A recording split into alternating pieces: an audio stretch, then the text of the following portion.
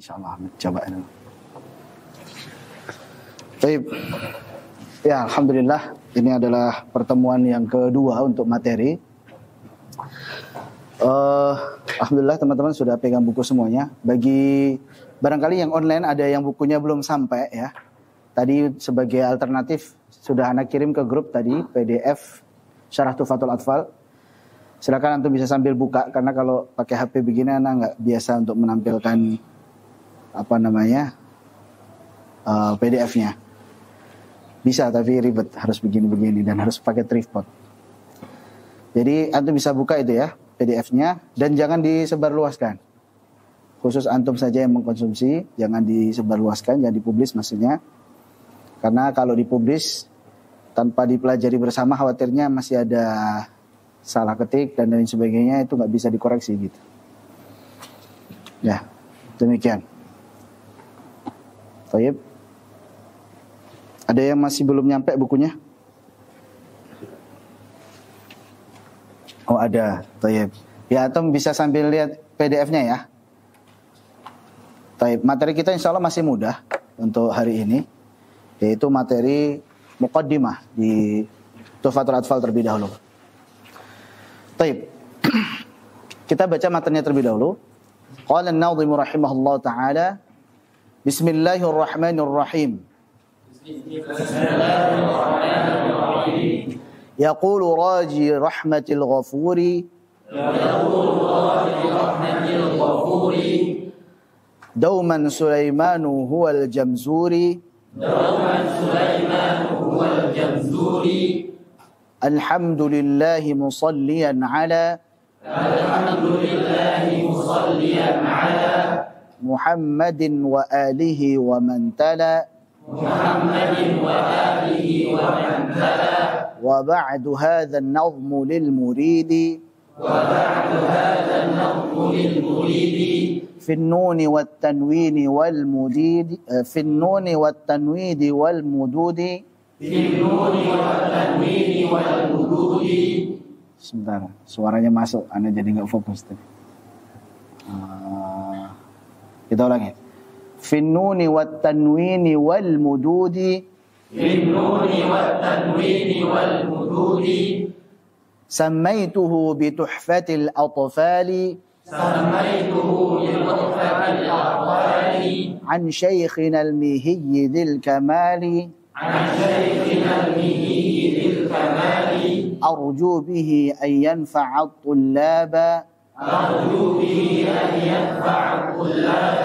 والأجر والقبول والثواب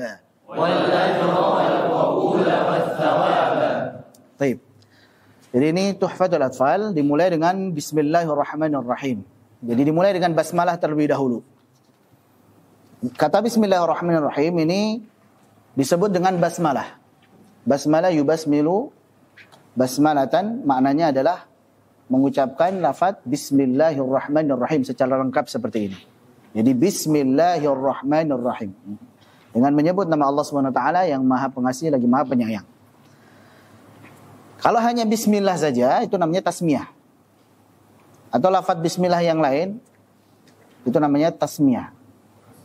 Kita menyebut nama Allah saja. Jadi Samillah, sebutlah nama Allah, gitu kan?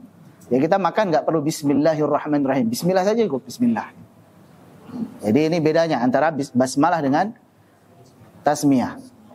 Sama juga dengan ta'awwadha yata'awwadhu ta'awudan. Ta'awud. Kalau disebutkan ta'awud, itu maknanya adalah kita mengucapkan a'udzubillahi minasyaitonir rajim. Ya, lafaz seperti itu namanya ta'awud. A'udzubillahi minasyaitonir rajim. Baik. Tapi kalau sebutkan isti'adzah secara makna sama, meminta perlindungan juga, hanya saja ini lebih umum isti'adzah itu. Ya kita meminta perlindungan kepada Allah dengan lafaz apapun itu. Contoh a'udzu bikalimatillahi tamma min syarri ma khalaq, itu isti'adzah. Jadi lebih umum dia, walaupun maknanya sama-sama meminta perlindungan. Ista'adza yasta'idu isti'adzatan. Sama dengan ta'awwadza yata'awwadhu ta'awudan. Hanya saja dipersempit ini penggunaan. Permasalahannya adalah di penggunaannya. Sama juga ini basmalah dengan tasmiyah. Jadi Syekh Sulaiman Al-Jamzuri memulai Tuhfatul Atfal ini dengan lafaz Bismillahirrahmanirrahim. Ini faedah pertama bahwa Bismillahirrahmanirrahim adalah bagian dari Tuhfatul Atfal. Kenapa ini perlu kita jelaskan? Karena ada beberapa buku terkait dengan Tuhfatul Atfal tidak dimulai dengan Bismillahirrahmanirrahim. Langsung yaqulu raji rahmatil ghafuri dauman Sulaimanu huwal jamzuri. Yang betul adalah Bismillahirrahmanirrahim yaqulu raji rahmatil ghafuri dauman Sulaimanu huwal jamzuri. Dari mana kita bisa tahu bahwasanya Bismillahirrahmanirrahim adalah bagian dari Tuhfatul Atfal? Yang pertama adalah dari syarah Syekh Sulaiman Al-Jamzuri sendiri. Jadi Syekh Sulaiman Al-Jamzuri punya syarah Tuhfatul Atfal namanya Fathul Aqfal. Namanya Fathul Aqfal. Itu syarah ringkas. Namanya Fathul Aqfal. Di dalam syarah tersebut beliau katakan bahwasanya saya memulai nazam ini dengan Bismillahirrahmanirrahim. Mutabarrikan, untuk mengambil berkah. Dan juga muqtadiyan bi kitabil aziz. Mengikuti apa yang ada pada Al-Quran wa sunnati Rasulullah sallallahu alaihi wasallam, dan juga sunnah Nabi sallallahu alaihi wasallam. Ya, bahwa segala perkara yang baik itu dimulai dengan basmalah terlebih dahulu. Di Al-Quran Allah memulai setiap suratnya dengan basmalah. Ini bukan bagian dari surat, tapi kalau mau membaca surat awalnya dimulai dahulu dengan basmalah, kecuali At-Taubah. Ya, di At-Taubah, di situ di syarahnya, kalau antum mau sambil buka syarahnya ada.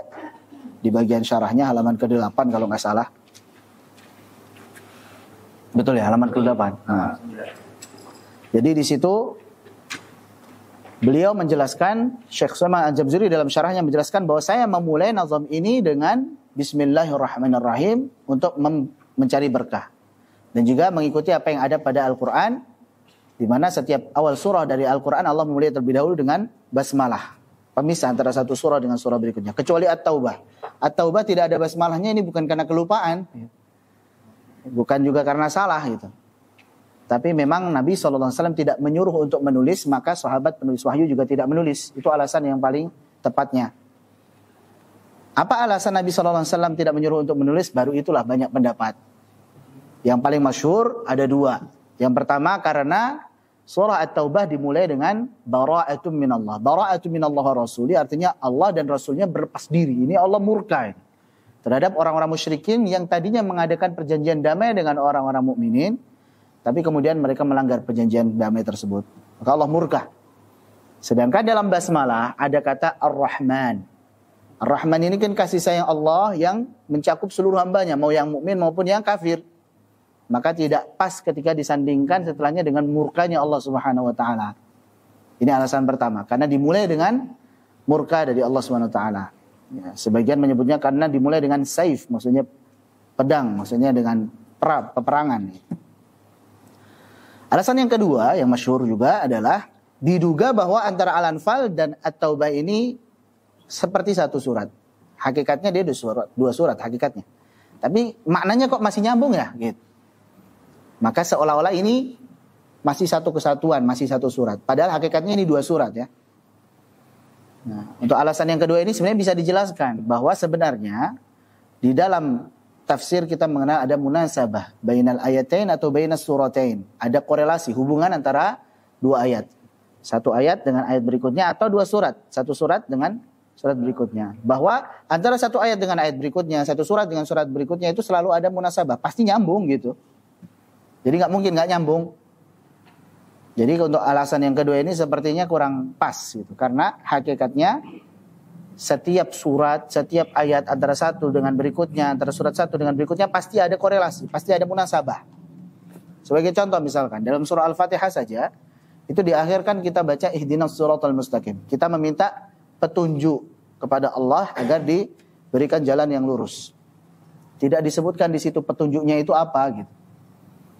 Hanya disebutkan ciri-ciri jalan yang lurusnya itu adalah jalannya orang yang Allah berikan nikmat kepada mereka. Bukan disebutkan secara spesifik jalan yang lurusnya yang dimaksud ini apa sih gitu.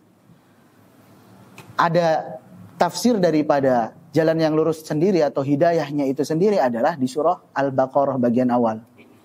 Alif Lam Mim dzalikal kitabu la raiba fihi hudan lil muttaqin. Ternyata jalan yang lurus, hidayah yang kita minta itu ya Al-Qur'an ini. Maka ini munasabah, korelasi antara satu surah dengan surah yang lain. Pasti nyambung semuanya. Satu ayat dengan ayat yang lain pasti nyambung gitu. Nah ini namanya munasabah. Taib, itu tadi alasan kenapa kok di surah At-Taubah tidak ada basmalahnya. Lanjut. Jadi alasan yang pertama, dari mana kita tahu bahwasanya basmalah bagian dari Tuhfatul Atfal? Dari syarah beliau sendiri. Dari syarah beliau sendiri, yaitu yang bernama Fathul Atfal. Yang kedua, dari syarah anak guru beliau. Jadi Syekh Sulaiman Al-Jamzuri ini punya guru, namanya Syekh Ali Al-Mihi. Syekh Ali Al-Mihi, disebutkan itu di awal tadi. An Syekh Al-Mihi itu namanya adalah Syekh Nuruddin Ali. Nuruddin Ali Al-Mihi. Jadi Ali Al-Mihi. Jadi Syekh Ali Al-Mihi ini punya anak namanya Muhammad Al-Mihi. Muhammad Al-Mihi ini otomatis hidupnya satu zaman dengan Syekh Sulaiman Al-Jamzuri. Ya, ibaratkan anak berguru dengan Syekh Fulan. Syekh Fulan punya anak. Anaknya Syekh Fulan dengan anak ini kan satu zaman. Gak jauh lah biasanya, satu sepantaran lah kira-kira kan. Nah, Syekh Muhammad bin Ali Al-Mihi ini bikin syarah Tuhfatul Atfal namanya Fathul Malikil Muta'al. Di situ, di syarah beliau itu, beliau mengatakan qala an-nazim rahimahullahu taala bismillahirrahmanirrahim. Penyusun nazam ini yaitu Syekh Sulaiman Al-Jamzuri mengatakan bismillahirrahmanirrahim. Ini menunjukkan bahwasanya basmalah bagian dari Tuhfatul Atfal. Seandainya basmalah bukan daripada Tuhfatul Atfal, maka Syekh Sulaiman Al-Jamzuri bisa mengingkari itu. Enggak kok, enggak ada basmalahnya kok. Harusnya jangan dikatakan kata saya qala an-nazim gitu kan. Tapi tidak ada pengingkaran tersebut. Taib. Jadi dari dua sisi ini kita tahu basmalah bagian dari Tuhfatul Atfal. Sama juga dengan Jazariyah, itu dimulai dengan basmalah terlebih dahulu. Bismillahirrahmanirrahim. Yaqulu raji'a fi rabbin sami'i. Muhammad bin al-Jazari Syafi'i. Taib. Beda dengan Syatibiyah. Syatibiyah pada qiraat as-sab', Hirzul Amani wa Wajhut Tahani fil qiraat as-sab', itu tidak dimulai dengan basmalah, tidak dimulai dengan bismillahirrahmanirrahim, bada'tu bi bismillahi fin nadhmi awwala, tabaraka rahmanan rahiman wa mau'ila, tidak. Tapi langsung, qala an-nadhim rahimahullah taala, bada'tu bi bismillahi fin nadhmi awwala, tanpa basmalah. Kenapa? Karena di bait 1 itu sendiri sudah mengandung basmalah, bada'tu bi bismillahi fin nadhmi awwala, tabaraka rahmanan rahiman wa mau'ila. Ini sekedar wawasan saja, komparasi antara beberapa matan di bidang ilmu tajwid ataupun di bidang qiraat. Jadi jangan sampai kita menghilangkan basmalah pada surah pada matan Tuhfatul Atfal ini. Beda kalau di Syatibiyah tadi ya, antum belajar qiraat as-sab', matan daripada Imam Asy-Syatibi langsung bada'tu bi bismillahi fin nadhmi awwala, langsung. Demikian, ini poin pertama. Apa makna dari bismillahirrahmanirrahim? Maknanya adalah dengan menyebut nama Allah yang maha pengasih lagi maha penyayang. Orang yang menulisnya ataupun yang mengucapkannya ini seolah mengatakan, saya memulai tulisan ini dengan menyebut nama Allah yang maha pengasih lagi maha penyayang, agar Allah Subhanahu wa taala mudahkan saya dalam penulisannya, menjadikannya berkah dan bermanfaat bagi kaum muslimin. Jadi sesuatu yang kita mulai dengan basmalah, kita berharap pertama ditolong oleh Allah, Allah mudahkan. Apapun itu, aktivitas kita Allah mudahkan. Yang kedua, jadikan Allah bermanfaat. Jadi apa yang beliau tulis ini alhamdulillah bermanfaat, kita pelajari. Para penuntut ilmu mempelajari Tuhfatul Atfal. Dari sekian banyak karya ilmu tajwid, ya, di antaranya yang paling masyhur Tuhfatul Atfal Jazariyah. Yang bentuknya nazam, yang bentuknya bait syair, maka yang paling masyhur Tuhfatul Atfal Jazariyah. Ini paling masyhur. Tidak bisa dipungkiri, udah. Maka ini berarti beliau Allah jadikan bermanfaat karyanya. Walaupun sebenarnya Syekh Sulaiman Al-Jamzuri ini beliau termasuk ulama yang tidak syuhrah. Ya, beliau ini lebih suka menyendiri. Sehingga untuk biografi beliau, ya, kapan lahirnya secara tepat, tanggal berapa, bulan berapa, kemudian kapan meninggalnya secara tepat, di mana tanggal berapa, bulan berapa, itu tidak terdeteksi oleh ahli sejarah. Kita akan jelaskan pada biografi nanti. Baik. Jadi bismillahirrahmanirrahim. Kata Ar-Rahman ini adalah nama Allah yang mengandung sifat rahmat secara umum. Baik orang-orang yang beriman ataupun orang-orang yang kafir. Semuanya diberikan rezeki oleh Allah Subhanahu wa taala. Walaupun mereka berbuat syirik, walaupun mereka berbuat kufur, semuanya diberikan kesehatan, diberikan harta. Bahkan terkadang orang kafir itu lebih banyak. Tapi itu di dunia saja. Adapun di akhirat tidak dapat apa-apa. Maka jangan sampai kita terbuai. Semuanya dapat. Ya nikmat, kita dikasih hidup, kasih napas, kasih tempat tinggal, kita dikasih makan, ya, kasih keluarga. Ini semuanya dapat. Mau yang beriman maupun yang tidak beriman dapat. Itu Ar-Rahman. Adapun Ar-Rahim, ini adalah nama Allah yang mengandung sifat kasih sayang Allah secara khusus bagi orang-orang yang beriman saja. Allah berfirman, wa kana bil mu'minina rahima, dan Allah itu maha penyayang terhadap orang-orang yang beriman. Jadi di dunia Allah berikan tadi banyak kenikmatan yang juga diberikan kepada orang-orang kafir. Selain itu di dunia juga dapat ketentraman jiwa, ketenangan hati, dapat keluarga yang soleh, soleha, anak yang soleh, soleha, istri yang soleha. Itu adalah nikmat gitu. Bentuk kasih sayang Allah. Dan itu dari nama Rahim. Di akhirat dapat surga. Nah, ini bedanya antara Rahman dan Rahim. Bait yang pertama, yaqulu raji rahmatil ghafuri. Yaqulu di sini pakai fi'il mudhari. Fi'il mudhari itu adalah kata kerja yang menunjukkan arti sekarang maupun akan datang. Kalau yang telah lalu namanya fi'il madhi. Qala. Jadi fi'il madhinya qala. Jadi antara qala dan yaqulu bedanya terkait dengan kapan melakukannya. Jadi qala itu udah berlalu. Yaqulu sedang ataupun akan datang. Di dalam matan, seorang yang membuat matan bisa mengatakan qala, bisa mengatakan yaqulu. Boleh dengan fi'il madhi, boleh dengan fi'il mudhari. Yaqulu raji rahmatil ghafuri, yaqulu raji afi rabbin sami'i. Atau dengan qala, qala Muhammadun huwa ibnul Jazari. Ya dzal jalali irhamhu wastur waghfiri. Sebagaimana perkataan daripada Imam Ibnu Jazari dalam Thayyibatun Nasyr. Jadi beliau menggunakan kata qala. Kalau dalam Jazariyah yaqulu. Jadi sah-sah saja. Mau yaqulu mau qala sama saja. Baik. Dan di sini beliau menggunakan kata ganti 3. Orang ketiga. Yaqulu, dia berkata, gitu ya. Yaqulu, dia berkata, bukan aku, bukan saya mengatakan gitu. Itu lebih sopan saja. Jadi tidak disebutkan saya, tapi dia mengatakan yaqulu raji rahmatil ghafuri, seorang yang mengharapkan atau seseorang yang selalu mengharapkan rahmat dan ampunan dari Allah Subhanahu wa taala, yaitu Sulaiman Al-Jamzuri berkata gitu. Baik. Ini terkait dengan qala ya. Walaupun di sini enggak ada suaranya tapi tetap qala ini. Jadi ini berlaku tulisan hukumnya sama dengan lisan. Jadi kalau semuanya mulutmu harimaumu gitu ya. Sekarang jarimu harimaumu juga gitu. Jadi tulisan juga berlaku. Hati-hati ketika bermedsos ya, jarinya dikendalikan, jangan nulis. Gak ada suaranya gitu. Tapi tulisannya Masya Allah lebih galak daripada orang yang galak gitu. Pas lihat ya Allah. Baik, ini qala.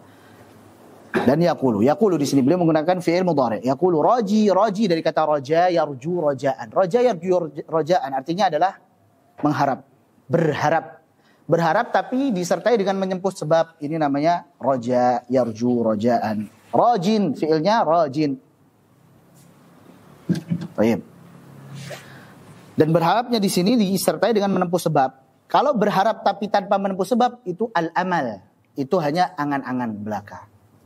Ya, pengen diampuni oleh Allah tapi nggak pernah beribadah, nggak pernah taubat, maksiat terus, ya mau gimana diampuni? Itu dia, berarti dia tidak menempuh sebab, itu cuma amal saja. Atau pengen kaya tapi nggak mau kerja gitu. Itu angan-angan belaka itu. Pengen sehat tapi malas-malasan, mager gitu ya. Akhirnya itu cuma angan-angan belaka. Masya Allah. Maka roji fiilnya adalah roja, yarju, rojaan, artinya berharap dan disertai menempuh sebab. Apa yang kita harapkan? Apa yang beliau harapkan di sini? Yang beliau harapkan adalah rahmat, kasih sayang. Yang beliau harapkan kasih sayang.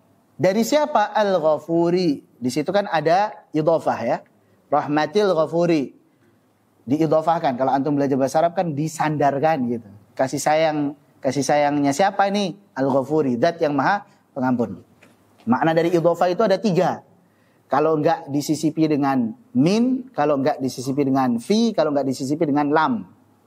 Lam di sini bisa lil milk atau lil ikhtisas. Min contohnya tilka ayatul kitabil hakim. Tilka ayatun minal kitabil hakim. Ada minnya di situ.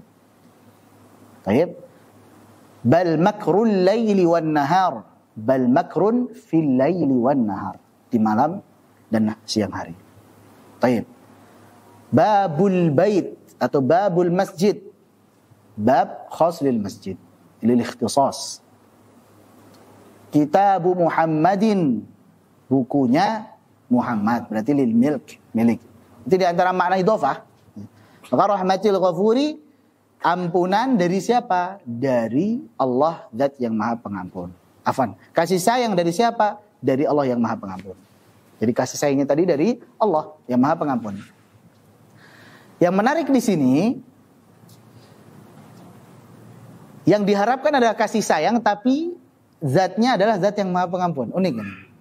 Harusnya kan zatnya biar nyambung kan rahmatir rahimi atau rahmatir rahmani kan gitu ya. Di sini rahmatil ghafuri. Nah, gimana ini menjelaskannya? Gabungan sama ghafur, kalau terpisah artinya sama. Kalau terpisah artinya sama. Ya, kalau digabung artinya beda. Iya kan? Idza jitama'a iftaraqa. Idza iftaraqa ijtama'a gitu ya. Ya karena emang rahmat dan maghfirah ini saling berkaitan. Kalau kita katakan i'lam rahimakallah. Ketahuilah semoga Allah merahmatimu, maksudnya juga semoga Allah ampuni dosa-dosamu gitu. Fulan rahimahullah. Semoga Allah merahmatinya, maksudnya juga semoga Allah ampuni dosa-dosanya juga. Ghafarahullah, semoga Allah ampuni kesalahannya dan juga Allah rahmati juga gitu. Ya, benar tadi, kalau disebutkan salah satunya berarti mencakup dua-duanya. Dan memang kalau dia disebutkan dua-duanya, ya berarti masing-masing maknanya beda. Rahmat itu kepada kasih sayang, sedangkan ghufran atau maghfirah kepada ampunan secara khusus. Di sini disebutkan objeknya yaitu kasih sayang. Ya, tapi ininya, subjeknya ini adalah ampunan gitu. Berarti ini langsung meringkas. Nah, ya kita berharap kasih sayang dan juga ampunan dari Allah Subhanahu wa taala. Begitu. Dan banyak ayat Allah menggabungkan antara Ghafur dan Rahim karena memang saling berkaitan. Innallaha ghafurur rahim, wallahu ghafurur rahim, innallaha kana ghafurur rahima dan lain sebagainya. Jadi intinya saling berkaitan ya. Allahu a'lam. Baik, dauman senantiasa. Senantiasa di sini bisa dikembalikan kepada Al-Ghafur. Allah itu senantiasa mengampuni hamba-hambanya, bisa. Bisa juga dauman di sini kembali kepada yang agak jauh yaitu roji, senantiasa berharap. Jadi bisa dua tuh. Bisa juga Allah senantiasa mengampuni dan selalu senantiasa merahmati hambanya. Bisa juga senantiasa di sini balik kepada berharap. Kalau balik kepada berharap, pelajarannya berarti kita tidak boleh putus asa. Ya, kita tidak boleh putus asa, harus senantiasa berharap kepada rahmat dan ampunan Allah Subhanahu wa taala. Wa rahmati wasi'at kulla syai', karena rahmatku itu maha luas, meliputi segala sesuatu, kata Allah. Dalam hadis qudsi, inna rahmati sabaqat ghadabi, sesungguhnya rahmatku mendahului kemarahanku. Dan juga ampunan dari Allah itu sangat luas selama kita bertobat sebelum dua hal ini, yaitu sebelum matahari terbit dari barat dan juga sebelum nyawa sudah di kerongkongan, maka insya Allah diampuni. Dosa sebesar apapun itu, termasuk syirik. Allah berfirman di surah Az-Zumar, di akhir surah Az-Zumar, "Qul," katakanlah wahai Nabi Muhammad SAW, "Ya ibadiyalladzina asrafu ala anfusihim la taqnatu min rahmatillah." Wahai hamba-hambaku yang telah melampaui batas atas dirinya sendiri dengan berbuat zalim dan berbuat maksiat, jangan kalian berputus asa dari rahmat Allah. Innallaha yaghfiru dzunuba jami'an. Sesungguhnya Allah mengampuni dosa seluruhnya, dosa apapun itu. Selama bertobat, Allah ampuni. Innallaha huwal ghafurur rahim. Sesungguhnya Allah, dia adalah zat yang maha pengampun lagi maha penyayang. Nah, jadi ini pelajarannya. Harus senantiasa berharap. Karena kalau yang orang berputus asa itu adalah sifat daripada orang-orang kafir. Innahu la yai'asu min rauhillahi illa alqaumul kafirun. Hanya saja tidak ada yang putus asa dari rahmat Allah kecuali orang-orang kafir. Jadi jangan sampai berputus asa. Nah, sudah kayaknya anak diciptain memang buat bangsa, kayaknya udahlah. Ya susah tobat ini kayaknya udah. Jangan gitu. Karena orang-orang yang buruk itu punya masa depan. Orang-orang yang baik pasti punya masa lalu. Sebaik-baiknya orang sekarang pasti pernah dia melakukan kesalahan. Seburuk-buruknya orang sekarang masih punya masa depan. Jadi ya udah bertaubat saja. Demikian. Jadi yaqulu raji rahmatil ghafuri dauman. Sulaiman huwal Jamzuri. Sulaiman. Syekh Sulaiman Al-Jamzuri. Nama beliau adalah Sulaiman bin siapa? Bin Husain bin Muhammad bin Shalabi Al-Jamzuri. Nanti antum hafal kan ya? Sulaiman bin Husain bin Muhammad bin Shalabi Al-Jamzuri. Tahun berapa beliau lahirnya? 1000 ada di situ. Hah? 1160-an Hijriah.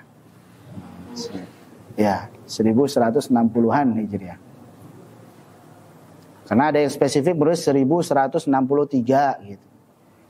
1160-an Hijriah. Ini dibacanya Tanto, Konto. Tonto. Ejaannya untuk Indonesia pakai A, tapi kita paham itu bacanya to. Taib. Kita bahas secara ringkas biografi daripada Syekh Sulaiman Al-Jamzuri. Nama beliau adalah Sulaiman bin Husain bin Muhammad bin Shalabi Al-Jamzuri. Yang menarik di sini, Al-Jamzuri ini nisbah kepada daerah yang namanya Jamzur. Jamzur ini kampung bapaknya. Padahal Syekh Sulaiman Al-Jamzuri itu lahirnya di Tonto, besarnya di Tonto, meninggalnya di Tonto. Tapi nisbahnya kok ke Jamzur. Ibaratnya lahirnya di Tambun, gedenya di Tambun, meninggalnya di Tambun. Nisbahnya kok ke mana misalnya? Hah? Yang agak jauh dikit. Hah?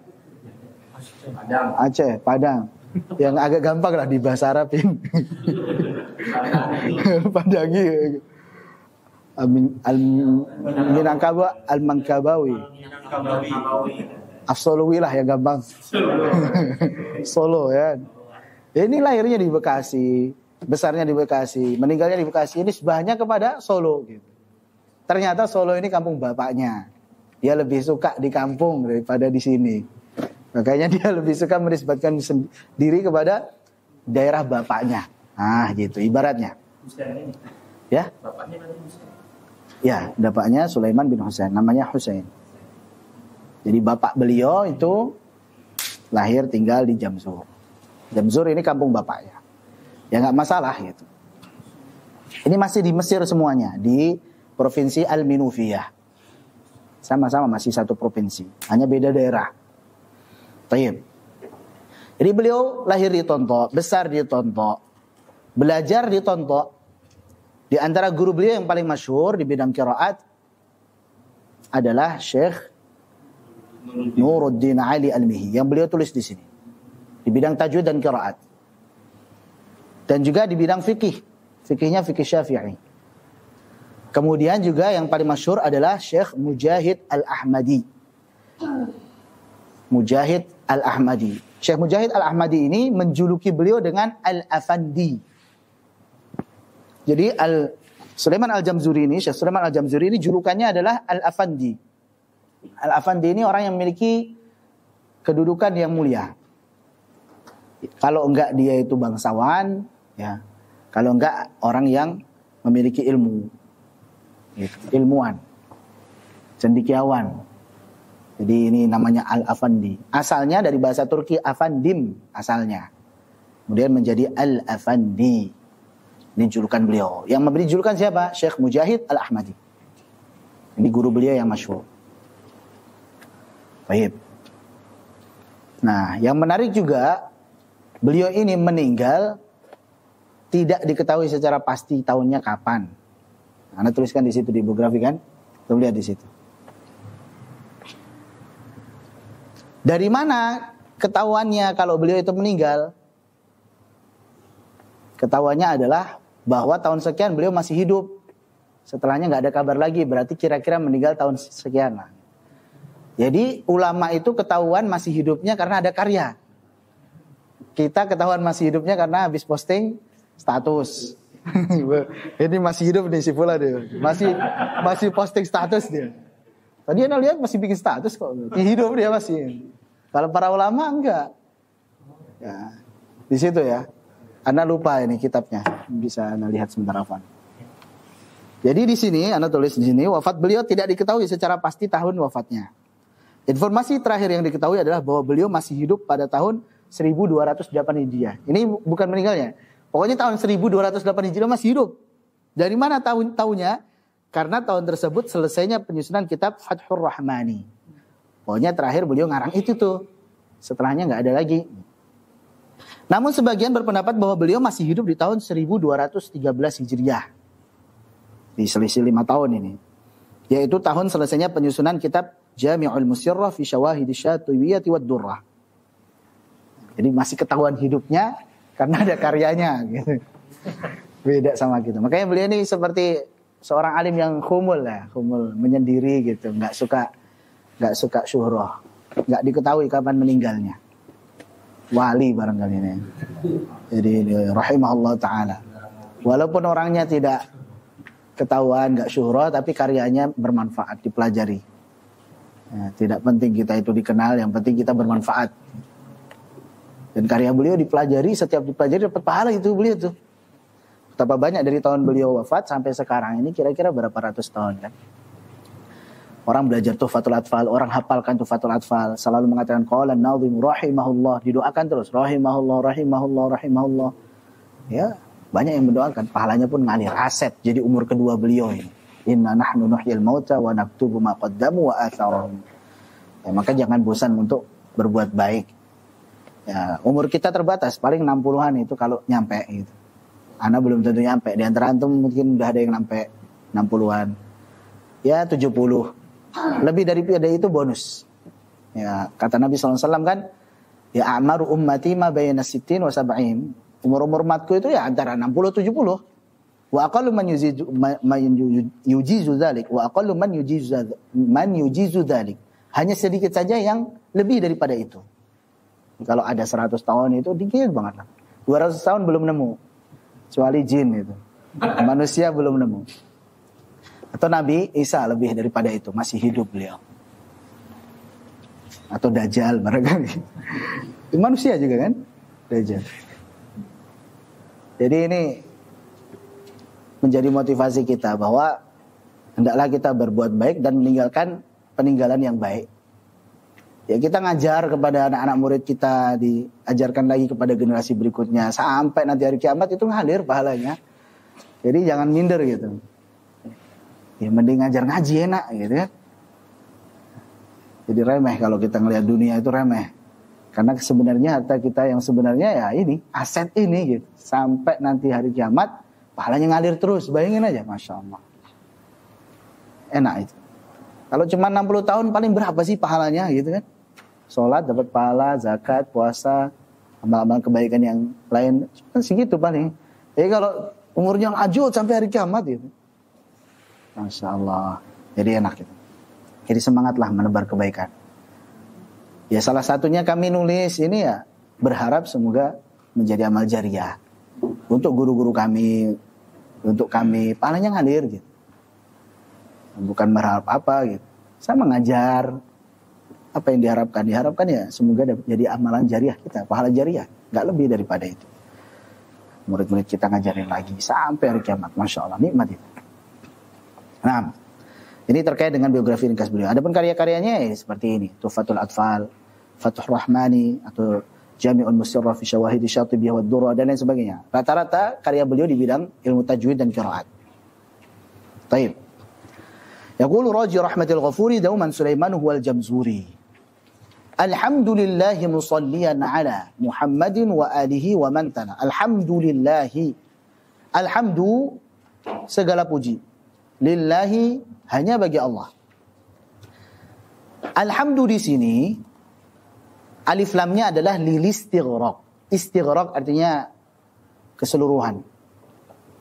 Jadi segala puji. Makanya sering diterjemahkannya bukan pujian milik Allah gitu ya, tapi segala puji lillahi, lamnya di sini bukan lil milk, tapi apa? Lil ikhtisas, khusus, hanya bagi Allah. Kayak terjemahannya segala puji hanya bagi Allah. Musallian, sembari bersolawat. Di sini kenapa mansub, kenapa fathah? Karena sebagai hal. Musallian ala Muhammadin, atas Nabi Muhammad sallallahu alaihi wasallam. Wa alihi, dan juga keluarga beliau, wa man tala, dan siapapun yang tala. Baik. Yang pertama kita bahas terlebih dahulu terkait dengan kata tala. Kata tala itu maknanya bisa jadi qara'a yaqra'u, membaca. Maksudnya membaca berarti membaca Al-Quran. Jadi salawat serta salam semoga tercurah kepada Muhammad SAW, keluarga beliau, sahabat-sahabat beliau, dan siapa saja yang membaca Al-Quran. Itu kata tala yang pertama. Kata tala yang kedua bisa bermakna mengikuti, tabi'ayat ba'u, mengikuti. Jadi mengikuti beliau dalam kebaikan. Jadi bisa dua maknanya ya tala. Sehingga kalau kita terjemahkan sebagai membaca, berarti segala puji bagi Allah Subhanahu wa taala. Kenapa? Karena Allah yang menurunkan Al-Quran. Allah berfirman kan di surah Al-Kahf di awal-awal yang sering kita baca, alhamdulillahilladzi anzala ala 'abdihil kitaba wa lam yaj'al lahu 'iwaja. Segala puji bagi Allah yang telah menurunkan kepada hambanya Alkitab, yaitu Al-Quran, dan tidak menjadikan Al-Quran tersebut sesuatu yang bengkok. Jadi kenapa Allah itu layak dipuji? Di antaranya karena Allah telah menurunkan Al-Quran. Musallian ala Muhammadin, salawat serta salam semoga tercurah kepada Muhammad SAW. Kenapa? Karena beliaulah yang diturunkan Al-Quran kepadanya. Dan beliaulah yang mengajarkannya kepada para sahabat dan keluarga beliau. Wa alihi, dan juga keluarga beliau, mencakup juga sahabatnya satu generasi. Kenapa? Karena merekalah yang pertama kali belajar Al-Quran dari beliau. Wa man tala, dan siapa saja yang membaca Al-Quran. Ini kalau kita terjemahkan tala sebagai membaca. Kalau terjemahkan sebagai mengikuti lebih mudah. Segala puji bagi Allah atas segala nikmatnya. Salawat serta salam semoga tercurah kepada Muhammad SAW, keluarganya, sahabatnya, dan siapa saja yang mengikuti mereka dalam kebaikan. Gampang ya insyaAllah. Nah, setiap bait itu ada intinya. Kalau inti dari bait yang pertama apa? Perkenalan. Perkenalan diri. Nama saya ini Sulaiman Al-Jamzuri. Apa yang akan ada ini adalah perkataan dari saya. Yang kedua, isinya adalah hamdalah dan sholawat. Hamdalah dan sholawat. Nah, kata alhamdu, maknanya itu adalah pujian yang disertai dengan kecintaan terhadap yang dipuji, karena sempurna pada zatnya, sifatnya, dan perbuatan-perbuatannya. Jadi kenapa kita memuji Allah? Karena Allah itu sempurna zatnya, sifat-sifatnya, dan perbuatan-perbuatannya. Allah maha sempurna. Tidak terpengaruh apakah kita itu diberi kebaikan atau tidak. Pokoknya Allah selalu dipuji. Saat kita dapat musibah, saat kita dapat nikmat, selalu kita memuji Allah. Alhamdulillah ala kulli hal. Tidak terikat dengan harus dapat nikmat dulu gitu. Dan ketika memuji ini disertai dengan kecintaan, itu namanya hamida yahmadu, memuji tapi disertai dengan kecintaan. Dalam bahasa Arab ada juga al-madh, madaha yamdahu. Madaha yamdahu itu memuji juga tapi tidak melazimkan harus ada kecintaan. Ya, memuji itu si fulan hebat banget itu, padahal musuhnya. Tapi dia puji, mengakui kehebatannya.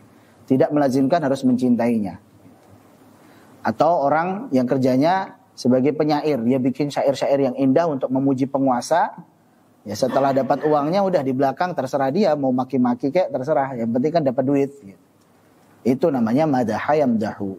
Al-madh, memuji bukan didasari karena kecintaan. Itu bedanya dengan hamidah yahmadu. Nah, memuji ini adalah bagian daripada syukur. Kenapa kita memuji Allah? Ya karena kita bersyukur kepada Allah. Antara memuji dan juga syukur, ini perbedaannya am dan khos. khos dan am. Pada satu kondisi memuji itu, alhamdulillah itu lebih umum daripada syukur. Dari segi apa? Dari segi kondisinya. Dari segi kondisi, kita memuji Allah itu tidak melihat apakah kita dapat nikmat atau dapat musibah. Pokoknya selalu muji Allah. Makanya alhamdulillah ala kulli hal. Tapi kalau bersyukur, itu saat dapat nikmat kan? Bersyukur, alhamdulillah. Bersyukur, terima kasih. Itu dapat nikmat tuh. Dapat gaji, dapat orderan. Bersyukur kita.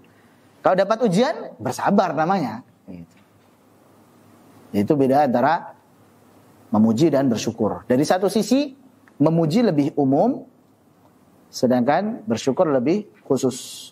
Dari segi kondisinya. Dari satu sisi lagi, memuji lebih khusus, bersyukur lebih umum. Kenapa? Memuji hanya dengan lisan. Kalau bersyukur, berterima kasih itu dengan 3 hal. Yang pertama dengan hati, yang kedua dengan lisan, yang ketiga dengan anggota badan. Makanya kita disebut sebagai hamba yang bersyukur itu harus terpenuhi 3 hal ini. Kita mengakui nikmat yang kita pegang ini, yang ada pada kita ini adalah berasal dari Allah saja, bukan dari yang lain, bukan karena kehebatan kita. Wa ma bikum min ni'matin faminallah. Apa saja yang ada pada diri kalian berupa nikmat itu datangnya dari Allah saja, bukan karena yang lain. Yang kedua bersyukur dengan lisan, kita ucapkan alhamdulillah, masya Allah. Antum kalau habis gajian kan alhamdulillah bersyukur itu kan. Alhamdulillah enggak? Atau biasa aja, emang udah jatah saya gitu. Itu udah parah itu. Kayak hambar banget setiap gajian, ya udah gitu. Bersyukur. Alhamdulillah gitu minimal gitu. Kalau udah tahap gajian kok biasa aja gitu, malah ngeluh, aduh segini lagi. Maka udah nggak sesuai dengan syukur yang kedua. Yang ketiga, nggak cukup sampai memuji saja. Lebih daripada itu adalah dengan anggota badan. Makanya meskipun banyak yang bersyukur mengucapkan alhamdulillah, tapi Allah masih mengatakan wa qalilum min ibadiyasy syakur. Hanya sedikit saja hamba-hambaku yang bersyukur. Cuma sedikit, padahal yang alhamdulillah itu kan banyak ya. Tapi kata Allah hanya sedikit saja. Kenapa? Karena syukur itu harus dengan yang ketiga ini, yaitu anggota badan. Kita harus gunakan nikmat tersebut dalam rangka ketaatan kepada Allah. Itu baru bersyukur tuh. Makanya ayat sebelumnya kan, i'malu ala Dawuda syukrah. Itu masih satu ayat, hanya saja penggalan berikutnya. I'malu ala Dawuda syukrah. Beramallah, wahai keluarga Daud, wahai pengikut Daud, syukrah, sebagai bentuk rasa syukur kepada Allah. Jadi kalau pengen disebut sebagai hamba yang bersyukur, ya harus beramal, berbuat baik. Wa qalilum min ibadiyasy syakur. Hanya sedikit saja hamba-hambaku yang bersyukur. Gitu. Baik, ini terkait dengan alhamdulillah. Lillahi musallian salawat. Salawat itu jamak dari salat. Salat itu maknanya adalah ad-du'a. Jadi ketika kita bersalawat, maksudnya kita berdoa, mendoakan kebaikan untuk Nabi SAW. Apakah Nabi butuh doa kebaikan dari kita? Sebenarnya tidak. Tanpa doa kebaikan dari kita pun Nabi sudah baik, sudah mendapatkan limpahan rahmat yang begitu banyak dari Allah. Sebenarnya ini fasilitas yang kembali kepada kita juga. Kita bersalawat 1 kali, baliknya 10 kali. Itu man shalla alaihi salatan wahidatan sallallahu lahu biha 10. Jadi bersalawat kepada Muhammad sallallahu alaihi wasallam ini sebenarnya kebaikannya kembali ke kita juga. Maka ini amalan yang agung, tidak boleh kita remehkan. Jangan anti dengan sholawat. Ya tetap kita bersolawat gitu. Jadi jangan sampai juga orang anti sholawat nih. Enggak lah, kita sholawat juga. Kalau tambahin an mungkin gitu. Sholawatan gitu. Karena kan itu udah terkait teknis ya. Ya orang sambil joget-joget ya nggak setuju lah gitu. Tapi kalau sholawat kita sholawat terus gitu. Setiap sholat sholawat, setiap dengar adzan sholawat. Ya, setelah sholat kita sholawat juga. Setiap mendengar Nabi Muhammad sallallahu alaihi wasallam sholawat, nggak ada sholawat. Ya. Bahkan suka banget sholawat. Setiap Jumat pun kita banyak sholawat. Dan jangan bakhil gitu. Biasanya ini teman-teman kadang ketika disebutkan Nabi Muhammad, diem aja kayaknya. Ini orang sholawat gak sih? Iya dalam hati itu. Ucapin apa susahnya gitu. Sallallahu. Udah gitu nggak apa-apa. Diem aja. Hati-hati, ntar takutnya bakhil.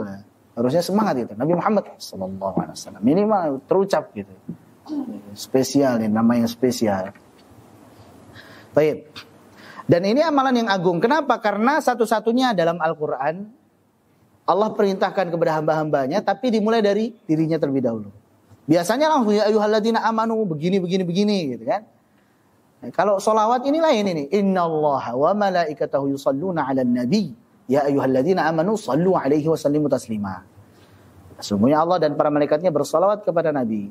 Baru kemudian perintahkan, wahai orang-orang yang beriman, bersolawatlah kalian kepada Muhammad SAW dan ucapkanlah salam sejahtera untuk beliau. Nah, ini berarti amalan yang agung, spesial. Maka kita harus banyak-banyak bersolawat. Allahumma salli ala Muhammad. Lanjut. Musallian ala Muhammadin, nama Muhammad, Nabi Muhammad sallallahu alaihi wasallam. Ada yang hafal nasabnya beliau? Hah? Ada yang hafal? Minimal 4 lah kalau gitu. Nabi Muhammad bin Abdullah bin Talib bin boleh bin Hashim bin Abi Mana bin Qusay bin Kilab bin Murrah bin Lu'ay bin Ghalib bin Fihr bin. Udah mentok sini.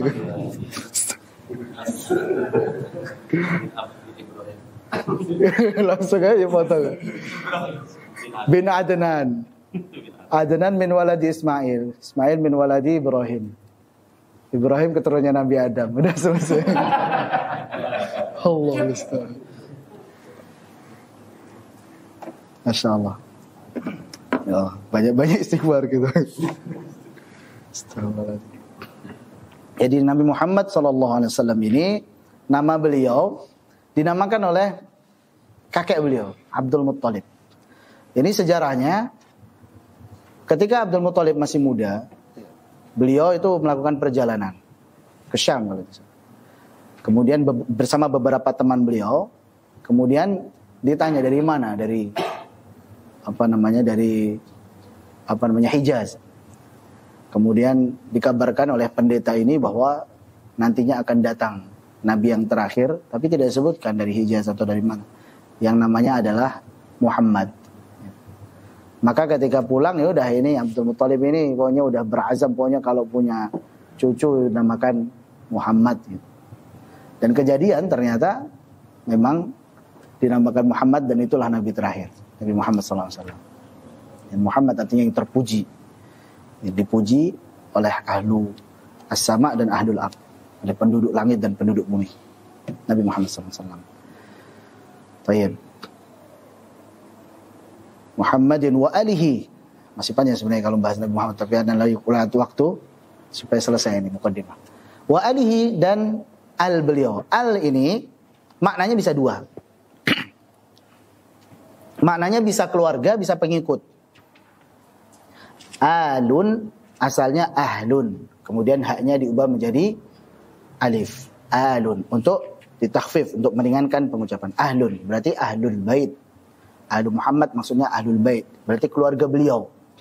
Ini pendapat pertama adalah pendapatnya Imam Ibnu Katsir, bahwa alun Nabi SAW itu adalah azwajuhu wa dzurriyyatuhu wa mu'minu Bani Hashim wa Banil Muttalib, yaitu istri-istri beliau, anak keturunan beliau, dan siapa saja yang beriman dari Bani Hashim dan Bani Muttalib. Itu namanya Ahlul Bait. Ahlun Nabi SAW. Ini pendapatnya Imam Ibnu Katsir. Pendapat daripada Imam An-Nawawi mengatakan bahwa al di situ maknanya adalah seluruh pengikut beliau. Jadi pengikut, bukan keluarga. Ya termasuk kita masuk pada al. Apa dalilnya? Dalilnya adalah wa yauma taqumus saa'ati adkhilu ala fir'auna asyaddal 'adzab. Dan pada hari tegaknya as-sa'ah, hari kiamat, adkhilu, masukkanlah, dalam riwayat lain udkhulu, masuklah, ala fir'auna, bukan keluarga Fir'aun, tapi pengikut Fir'aun. Nah, keluarga Fir'aun diantaranya ada istri beliau, seorang mukminah, bahkan mukminah yang terbaik, Asia. Maka al di sini maknanya pengikut. Sama juga tadi, i'malu ala Dawud syukra. Beramalah wahai pengikut Nabi Daud. Jadi secara umum, bukan keluarga, tapi pengikut. Demikian ya. Jadi ini makna al ada dua. Ada ahlul bait, keluarga Nabi SAW, yaitu azwajuhu, istri beliau, wa dzurriyyatuhu, anak keturunan beliau, dan juga yang beriman, wa mu'minu Bani Hashim wa Bani Muttalib. Yang beriman dari Bani Hashim dan Bani Muttalib. Sedangkan pendapat Al-Imam An-Nawawi adalah seluruh pengikut beliau. Wa alihi, wa man tala, dan siapapun yang tala. Tadi bisa diartikan membaca, bisa diartikan mengikuti. Taib. Ini bait kedua. Bait yang ketiga. Wa ba'du hadzal nazmu lil muridi, wa ba'du, dan selanjutnya. Adapun selanjutnya, hadzal nazmu, nazam ini lil muridi, untuk orang yang menginginkan. Murid artinya orang yang ingin. Fin nuni, pada pembahasan nun, maksudnya nun sakinah, wat tanwini, dan tanwin, wal mududi, dan mat-mat. Ini bait ketiga ini intinya terkait dengan apa ini?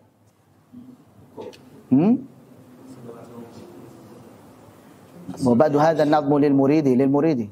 Untuk siapa dan apa isinya? Untuk siapa ini nazam ini?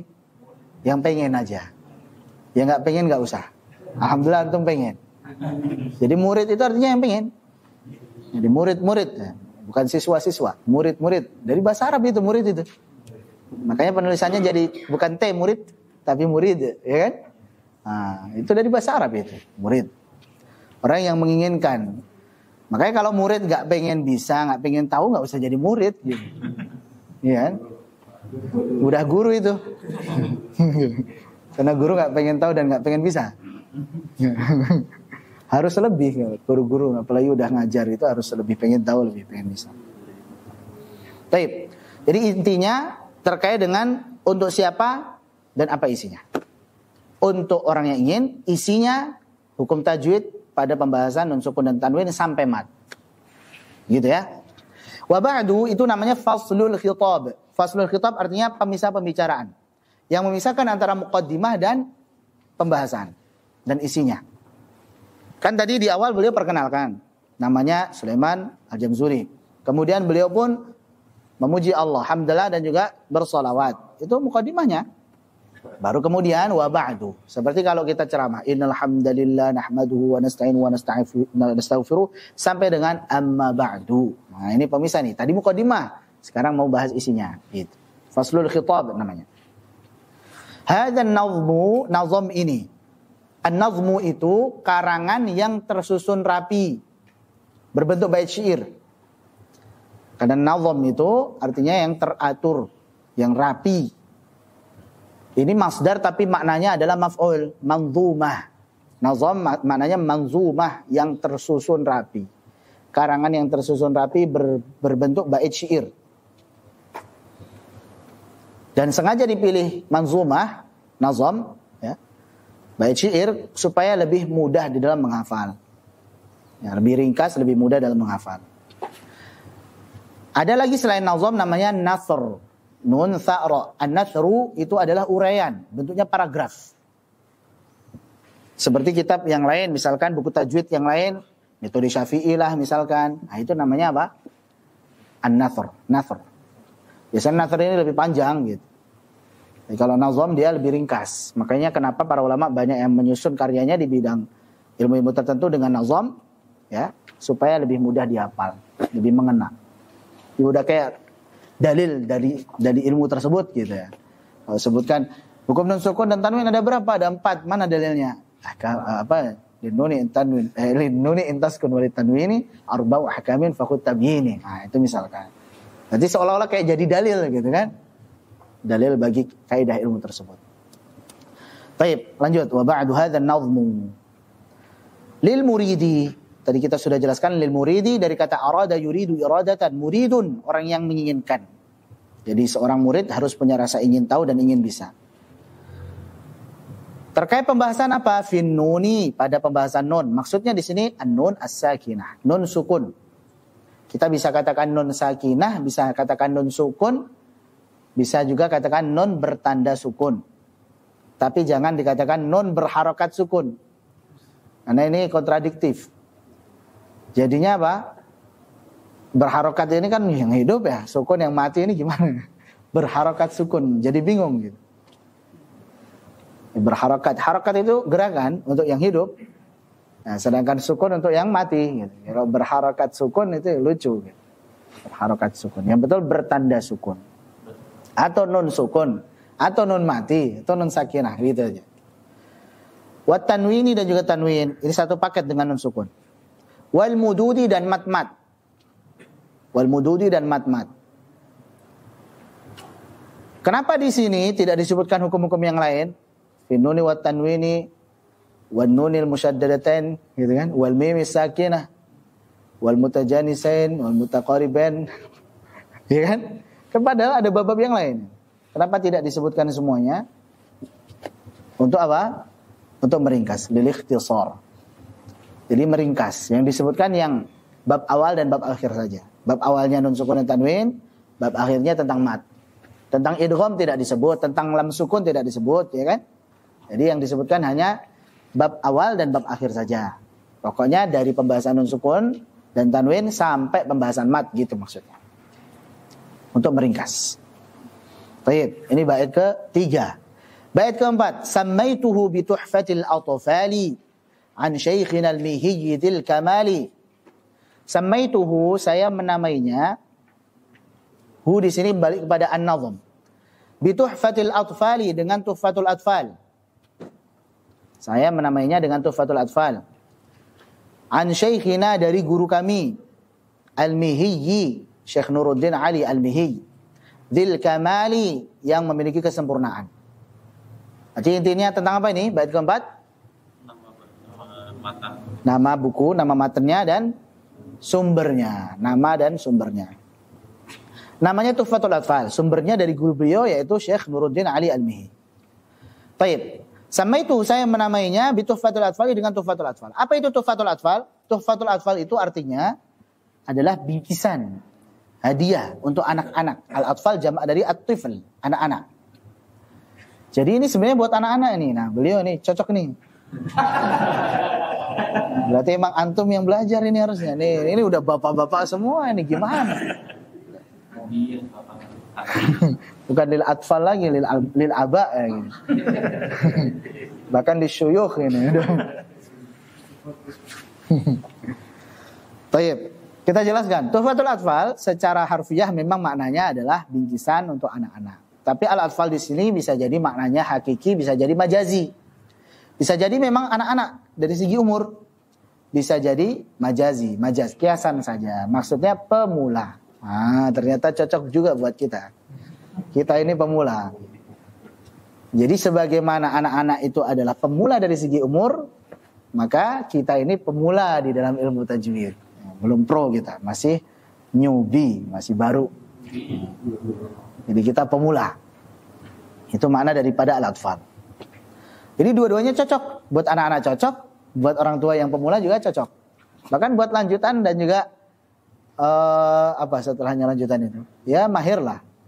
Yang profesional pun juga cocok gitu. Ini, Masya Allah. Kenapa cocok buat anak-anak? Apa alasannya kira-kira? Antum nih yang harus jawab. Kenapa ini cocok buat antum? Kenapa? Ya? Bahasanya mudah? Ya memang bahasanya mudah, tapi susah. Bacanya nggak ngerti bahasa Arab kan? Alasannya karena isinya. Isinya sedikit. Isinya terkait hukum bacaan. Nggak ada tentang teori makhot dan sifat. Nggak ada. Tebal-tebal, tipis nggak ada. Nggak ada. Ini materinya. Karena cocok buat anak-anak karena emang materinya cocok buat anak-anak. Kenapa? Karena anak-anak itu untuk teori loh ya. Teori makrot sifat. Ini makrotnya di sini, makrot ada misalkan 17. Kemudian ini keluarnya dari sini. Sifatnya ini jar, sudah adalah gini-gini. Nggak perlu mereka. Jadi secara teori nggak perlu. Yang penting antum talqin. Bo, ro. Selama yang nalkin benar, mereka adalah peniru ulum. Selama yang nalkin benar. Jadi secara teori nggak perlu tahu. Antum jelasin, oh ini dia itu istifal dia. Kondisi tafkimnya begini-begini nggak perlu. Atau talqin aja udah. Itu kalau anak-anak. Tapi kalau sudah hukum bacaan, tadinya nun itu an in un, kok ketemu dengan kof jadi niu qabli. Kok beda ini? Ketemu ba jadi mim ba'di. Kok jadi mim? Ya kan? Faman ya'mal jadi faman ya'mal. Kok jadi masuk ini? Gimana ini? Ini perlu mereka tahu teori. Ini namanya idgham. Kalau nun ketemu ya itu dimasukkan ke ya. Tapi dikasih guna. Begitu. Jadi mereka sudah layak tahu teorinya. Kalau nun ketemu ba, nunnya diubah jadi mim, namanya iklab. Mereka sudah berhak tahu teorinya. Jadi kalau yang tadi makrot, sifat, tebal tipis ya nggak perlu. Yang penting talqin aja. Gitu. Insya Allah bagus. Begitu ya, itu alasan. Loh ini kok kenapa 4 harokat ini? Yang ini tadi cuma 2 harokat. Ya karena ketemu hamzah. Namanya majaz munfasil. Kalau dalam satu kata wajib munfasil, 2 kata jaiz munfasil. Nah, ini kok panjangnya 2, 4, 6. Jadi namanya arid sukun. Pokoknya kalau di akhir begini, tabi'i ketemu dengan huruf yang disukunkan karena wakaf, maka arid sukun namanya. Panjangnya boleh 2, boleh 4, boleh 6. Ya kan? Mereka sudah berhak tahu teorinya. Walaupun yang simpel-simpel saja. Baik, itulah kenapa Tuhfatul Atfal cocok untuk anak. Cocok juga untuk pemula. Kenapa cocok untuk pemula? Nah, pemula itu nggak usah fasih-fasih banget, nggak apa-apa. Yang penting lancar baca Quran. Tidak bisa baca Quran dan lancar. Lancar itu kan standarnya kita orang Indonesia apa sih?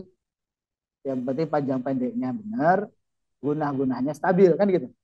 Itu kan materi di Tuhfatul Atfal. Iya kan? Panjang pendek benar materi mati tuh. Gunah-gunahnya stabil materi apa? Sukun dan tanwin, nun sukun dan tasdid, ya kan? Kan gitu kan? Nanti baru difasihin. Gitu. Jadi kita pun di Ma'had ini bikin marhalah, bikin tahapannya setelah iktidad, setelah apa namanya bisa baca kutubus sitah, ya kan? Jilid 1 sampai jilid 6. Yang penting kan bisa baca Al-Quran jilid 1 sampai jilid 6. Kutubus sitah. Bisa baca Al-Quran Iqra 1, Iqra 2, Iqra 3 sampai Iqra. Baru kemudian tamhidi. Tamhidi ini yang penting dia stabil panjang pendek sama guna. Baru kalau sudah bacanya lancar, panjang pendek guna stabil, baru difasihin, baru kelas talapi. Belajarlah itu mengenal huruf hijaya, itmamul harakat, makhraj, sifat, baru tebal tipis. Mau diajari makhraj sifat, tebal tipis, baca Qurannya belum lancar, repot itu. Susah banget gitu. Jadi lancarin dulu bacanya. Itu biasanya tahapan. Baru sudah difalsaikan, baru kemudian pendalaman lagi, takmili untuk hukum-hukum yang tadi itu. Yaitu Fathul Atfal ini sebenarnya secara detail. Kalau yang tabiri tadi cuma rumus-rumus saja. Pokoknya kalau nun ketemu jarmuluna, bom, dah cukup aja. Begitu. Dimasukkan, melebur, wis cukup praktek habis itu tamhidi tuh, yang penting lancar.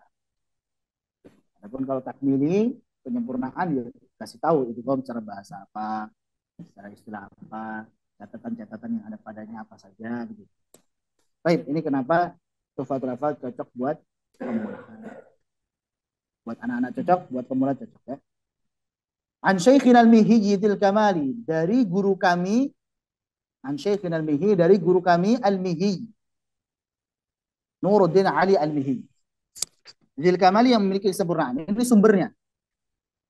Jadi di antara faedah yang bisa kita ambil dari kata An Syaikhina al-Mihi Zil Kamali adalah yang pertama, hendaklah kita berterima kasih kepada guru kita.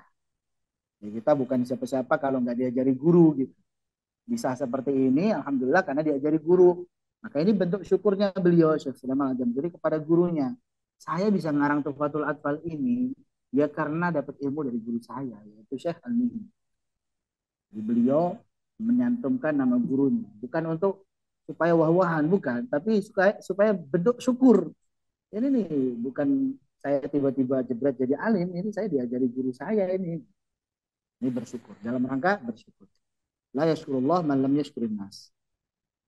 Tidak dianggap bersyukur kepada Allah orang yang tidak bersyukur atau berterima kasih kepada manusia.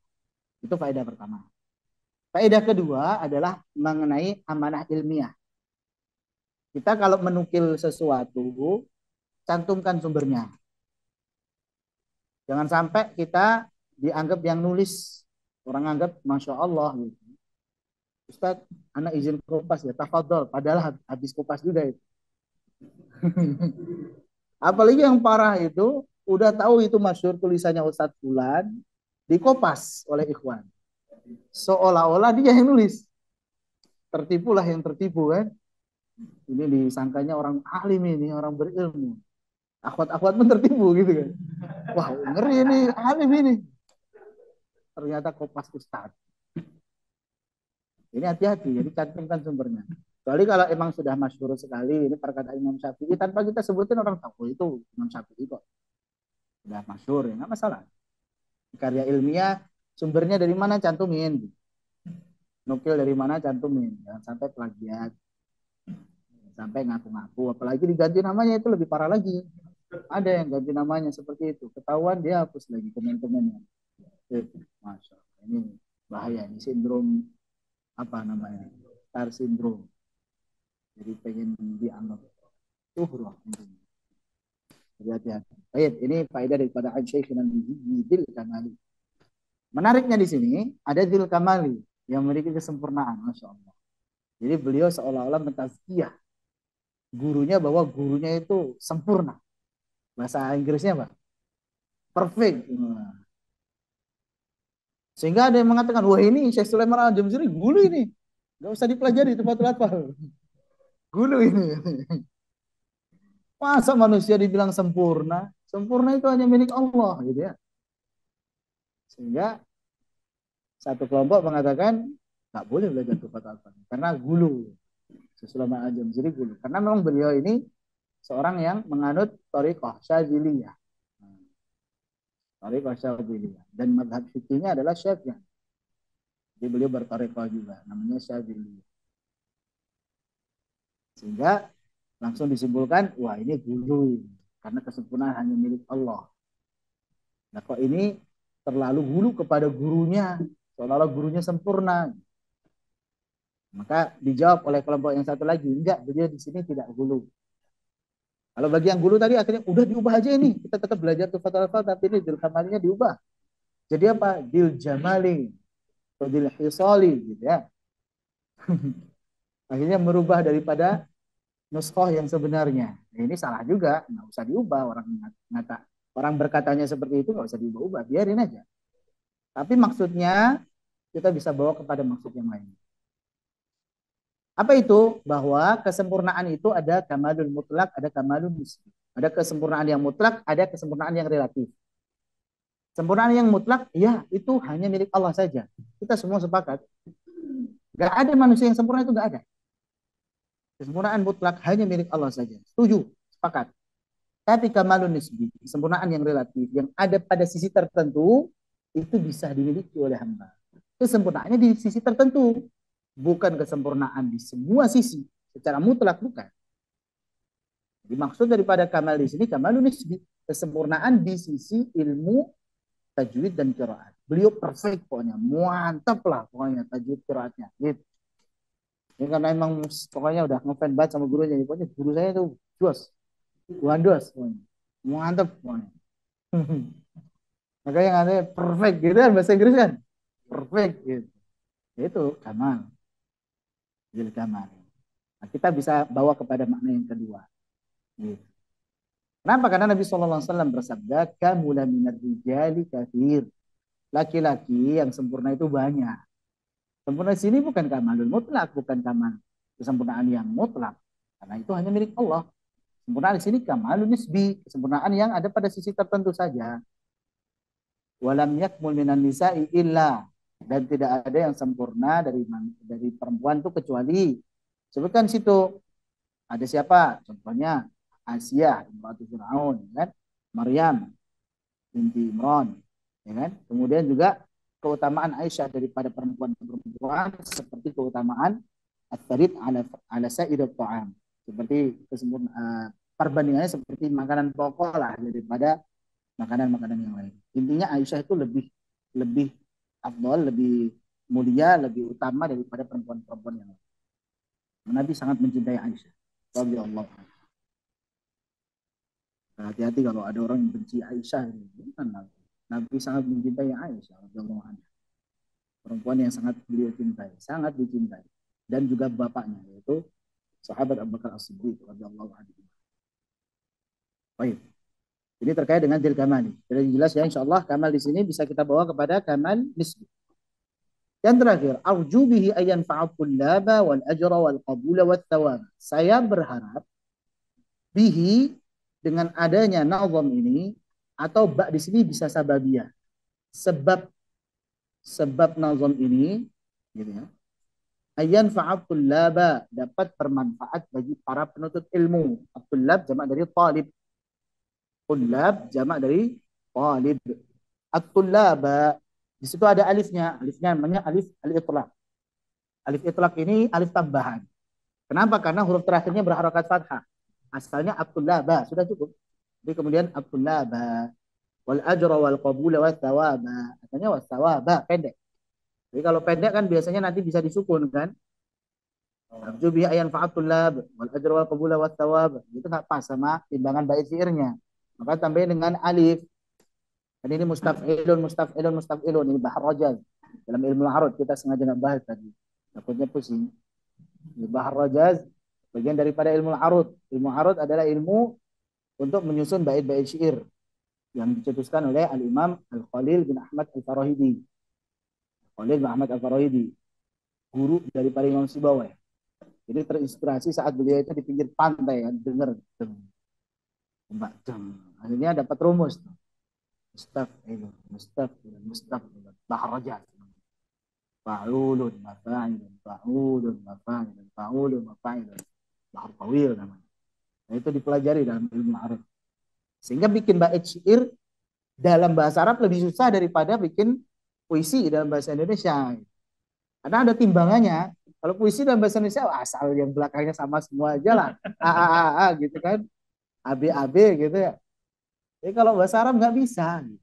Selain juga harus sama semua di sisi sini atau sama sini dan sini tapi bawahnya beda, cuman sini dan sini terus. Kalau ini kan dia sama kanan dan kiri. Yaqulu raji rahmatul ghafuri ri, Dauman Sulaiman wal jamzuri ri. Kanan kiri sama. Alhamdulillah musallian ala la. Beda tadi kalau yang tasri yang inilah. Muhammadin wa ali wa man talala. Sama kanan kiri. Jadi kalau surat hafal sama kanan kiri saja. Ada yang samanya dari akhir, ri semuanya, ro semuanya, seperti ra'iyah, al-faqani. Coba misalkan, aqulu maqalan mu'ajiban li ulil hijri, wala faqra innal faqra yad'u ila al-kibri, ri. Wa'allimu fil qawli tilawata aidan, bi maulaya min syarri al-mubahati wal fakhri, ri. Sampai terakhir, ri terus. Ini ada kaedahnya. Atau syatibiyah, adatu bismillah fi nadmi awwala, tabaraka rahmanan rahiman wa mau'ila. Itu semuanya. Terakhirnya la. Ini susah. Bayangin bikin 1000 bait lebih, ya, terakhirnya la. Wasanna itu sallallahu rabbi ala ridha Muhammadin muhda ila nasi mursala. La semua. La sampai 1000 bait lebih. Susah itu. Belum lagi itu baharnya bahar tawil. Bahar tawil itu bahar yang paling susah. Fa'ulun mafa'ilun. Maksudnya berharokat, misalnya contoh mustaf'ilun berharokat sukun, berharokat sukun, taf berharokat sukun, ailun berharokat sukun, ya, berharokat sukun, berharokat sukun. Itu harus tabi gitu. Makanya nggak heran nanti ada yang harusnya berharokat kok disukunkan, li daruratin nazm, darurat ini. Jadi karena emang disukunkannya karena supaya sesuai bait syairnya, sesuai timbangan. Baik, ma'asyratin. Kalau ma'asyratin enggak pas. Ma'asyratin, sukunkan saja. Maka banyak nanti yang disukunkan. Kenapa disukunkan ini? Li daruratin nazm, darurat ini. Untuk menyesuaikan timbangan bait syair. Karena tadi ada kaidahnya. Begitu ya. Baik. Jadi enggak heran kalau bait-bait syair itu kadang kayak menyelisihi daripada nahwu. Kalau atau baru belajar nahwu ini harusnya ini berharokat ini. Beda sama nahwunya gitu. Itu karena lihat daruratin nahwu. Baik. Lanjut. Arju bihi ayan fa'atullah. Saya berharap, jadi ini harapan beliau. Yang terakhir terkait dengan harapan beliau. Saya berharap dengan adanya nazam ini dapat memberikan manfaat bagi para penuntut ilmu, khususnya ilmu tajwid. Wal ajra wal qabula was thawaba. Nah, tafadhal ya Maulana. Wal ajra dan juga pahala, wal qabula dan juga diterima, was thawaba dan dapat balasan. Al ajr dan as thawab, kalau terjemahan spesifiknya al ajr itu kan pahala, as thawab itu balasan, balasan kebaikan. Jadi al-ajr ini lebih khusus daripada as-thawab. Al-ajr itu khusus. Pahala pasti baik gitu. Kalau as-thawab itu umum dia. Balasan bisa jadi balasan baik, balasan buruk. Maka kalau penggunaannya as-thawab itu masih umum. Thawabud dunya, thawabul akhirah. Balasan di dunia, balasan di akhirat gitu kan. Thawabul khair, thawabul syar misalkan. Balasan kebaikan, balasan keburukan. Jadi konteksnya di sini, oh ini lagi balasan, maksudnya balasan kebaikan pasti. Itu perbedaan pertamanya antara al-ajr dan at-thawab. Jadi perbedaan yang pertama, al-ajr dia khusus, pasti baik, pahala. Dengan thawab dia umum. Lihat konteksnya. Bisa jadi baik, bisa jadi buruk, lihat konteksnya. Yang kedua, al-ajr, antum sering dengar ujroh ya. Ujroh itu apa? Ujroh, antum ujroh apa? Upah, gaji. Orang dikasih gaji itu harus ngapain dulu? Kerja dulu. Berarti diberikan ajr itu setelah beramal. Pahala diberikan setelah beramal. Itu ajr namanya. As-thawab itu ya suka-suka yang ngasih. Sifat ihsan, sifat baik daripada yang ngasih. Mau nggak ngapa-ngapain kalau dikasih ya itu namanya thawab. Itu perbedaan kedua. Jadi ajr diberikan muqabilal amal. Karena merupakan timbal balik daripada kerjaan, daripada amal. Ya, kalau ini thawab tidak, nggak mesti. Pokoknya nggak ngapa-ngapain asalkan orang yang mau ngasih itu ngasih ya udah. Allah ngasih tanpa kita berbuat baik pun ya dikasih gitu, thawab. Bedakan ya. Perbedaan yang ketiga, kalau ajr itu adalah balasan yang diberikan sesuai dengan amalannya. Atau kalau ada ngasih gambaran gaji dikasihkan sesuai dengan haknya. Gajinya berapa? 5 juta misalnya. Ya udah, itu 5 juta namanya ajr, ujrah. Adapun thawab itu adalah bonusnya, lebihnya. Harusnya dia berhaknya cuma 5 juta, tapi ditambahin lagi tuh sama yang ngasih. Jadinya 6 juta misalnya. Maka 1 jutanya namanya thawab. Wallahu a'lam bishawab. Itu diantara perbedaan antara al-ajr dan al-thawab. Beliau mengharapkan semuanya.